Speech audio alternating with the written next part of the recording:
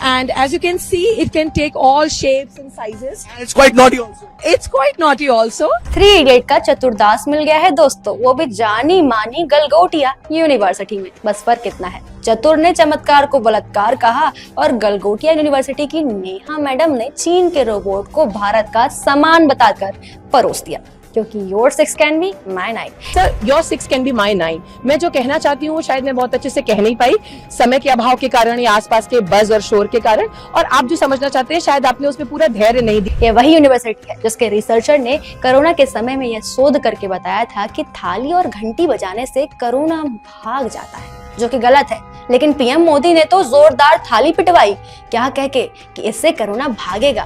लेकिन थोड़ा और गहराई में जाऊं तो साल भर पहले इसी यूनिवर्सिटी के छात्रों ने विपक्ष के खिलाफ जोरदार नारेबाजी की, लेकिन जब पोस्टर पढ़वाया गया तो इसके स्टूडेंट्स शब्द भी नहीं पढ़ पाए। प्रोटेस्ट करने आए हैं, क्या मुद्दा है, इसका मतलब क्या है? जो लगा है पहले लेंगे आपके वोट, फिर ले जाएंगे मंगलसूत्र और नोट, क्या मतलब है इसका? सर, अभी जो रिसेंट कांग्रेस का मैनिफेस्टो आया है, ये उससे रिलेटेड सारा हम अपोज कर रहे हैं। क्या है मैनिफेस्टो में? मैनिफेस्टो में अभी प्रॉपर तो हमें जानकारी नहीं। इसमें दोस्त स्टूडेंट्स का नहीं बल्कि यूनिवर्सिटी के लीडर ही जब लीड करते हो तो बच्चों से क्या अपेक्षा रखी जाए। अब नेहा मैडम को देख लीजिए, कैसे गलती करने के बाद भी पड़ाव चक रही हैं।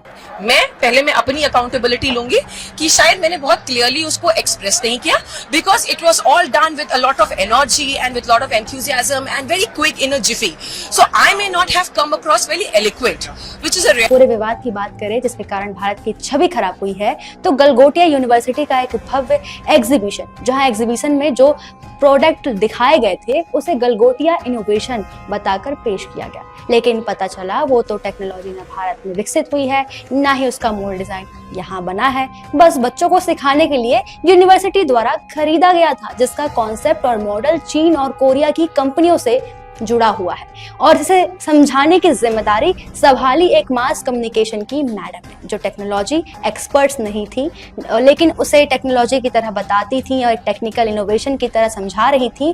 मैडम को स्क्रिप्ट में लिख कर दिया गया भारत में विकसित किया गया है, तो मैडम ने पढ़ दिया कि भारत में विकसित ही किया गया है। Orion, you need to meet Orion, and this has been developed by the Center of Excellence at the Galgotias University. ना कि उसको समझा कि ये बाहर से लाया गया है, डेवलपमेंट के लिए बच्चों के और सिखाने के लिए लाया गया है, ना कि यहाँ विकसित किया गया है। अब क्या अंतर्राष्ट्रीय लेवल पे थू थू हो रही है।